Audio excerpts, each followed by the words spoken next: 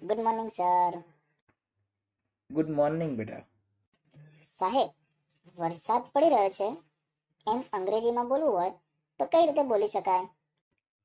જો બેટા, વરસાદ પડી રહ્યો છે એમ અંગ્રેજીમાં બોલવું હોય તો ઇટ્સ રેનિંગ એમ બોલી શકાય. સાહેબ, શું આ એક જ રીતે બોલી શકાય?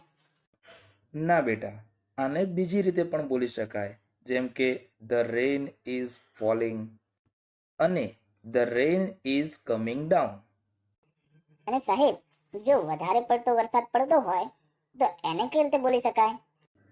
જો બેટા, વધારે વરસાદ પડતો હોય તો એને આપણે the rain is pouring down એમ બોલી શકાય. અને સાહેબ, જો અતિશય વરસાદ પડતો હોય તો એને કઈ રીતે બોલી શકાય? જો બેટા, અતિશય વરસાદ પડતો હોય તો એને આપણે ઇટ્સ બકેટિંગ ડાઉન બોલી શકાય.